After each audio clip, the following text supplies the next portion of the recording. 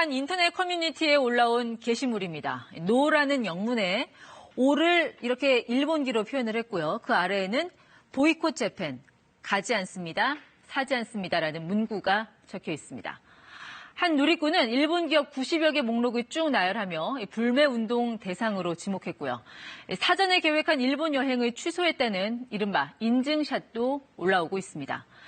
예고한 대로 일본이 강제징용 배상 판결에 대한 보복성 조치로 우리나라에 대한 세계 품목 수출 규제에 들어가자 반일 감정이 다시 불붙는 양상입니다. 정치권도 시끄럽습니다. 어제 열린 민주당 의원총회, 당내 대표적인 일본 통인 강창일 의원이 마이크를 잡았습니다.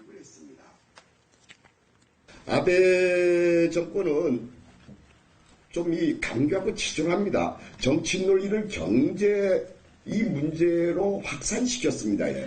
비판의 화살은 이내 우리 정부의 대응을 향했습니다. 대한민국 우리 정부도 명분에 집착하다 보니까 좀 시기를 놓쳐버린 부분이 있습니다. 보다 못한 이해찬 대표 그만 좀 하라는 뜻으로 손가락을 들어 X자 표시를 합니다. 이 들끓는 여론 속에 홍남기 경제부총리도 발언 수위를 높였습니다. 들어보시겠습니다.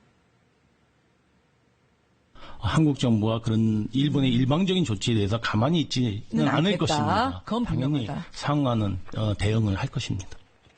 네, 상응하는 대응을 하겠다. 정부 당국자 입에서 맞대응이라는 강한 표현이 나온 건데요.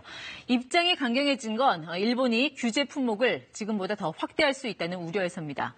일본이 우리나라를 이른바 백색 국가 명단에서 빼버릴 수도 있다고 예고했기 때문이죠. 백색 국가, 즉 화이트 국가라는 건 안보에 위협이 되지 않는 우방 국가라는 뜻입니다. 독일, 영국 등 유럽 21개 나라를 포함해서 북미에서는 미국과 캐나다, 그리고 아시아에서는 우리가 유일합니다. 서로 안보 문제가 불거질 게 없으니 핵심 물자나 기술, 소프트웨어 등 수출이 상대적으로 자유로운 나라들입니다. 자, 여기서 제외한다는 건 지금까지는 옆집과 담장 없이 모든 걸 터놓고 친하게 지냈는데 앞으로는 담도 쌓고 철조망도 치고 감시도 하겠다는 얘기입니다.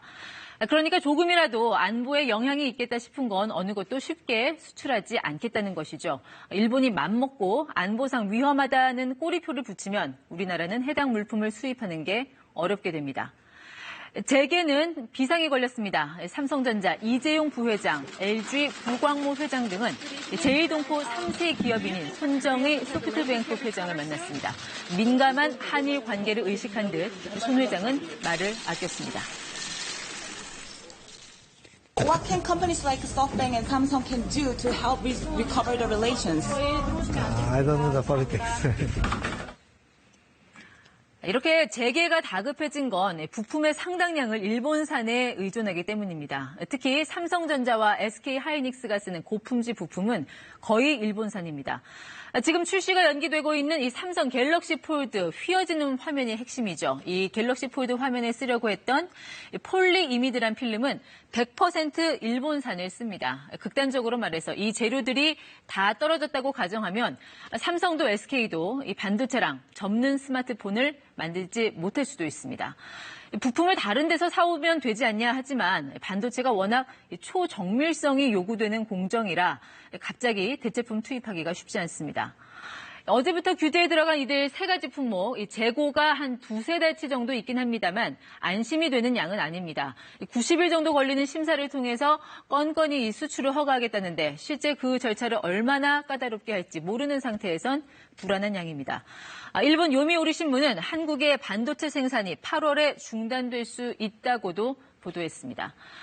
자, 이렇게 우리 발등에 불이 떨어진 건 맞는데 일본 발등도 성하기 힘든 조치라 좀 더 지켜봐야 한다는 전망도 있습니다. 우리가 중국에 중간재를 팔아서 돈을 벌듯이 일본 역시 우리한테 고급 소재 팔아서 버는 돈이 큽니다. 한마디로 공생의 관계인 셈이죠.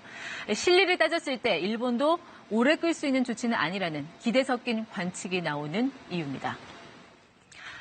정치와 경제 그리고 과거사가 뒤섞여 바닥부터 흔들리는 한일 관계는 어쨌든 이 여름이 고비가 될 것 같습니다. 친절한 뉴스였습니다.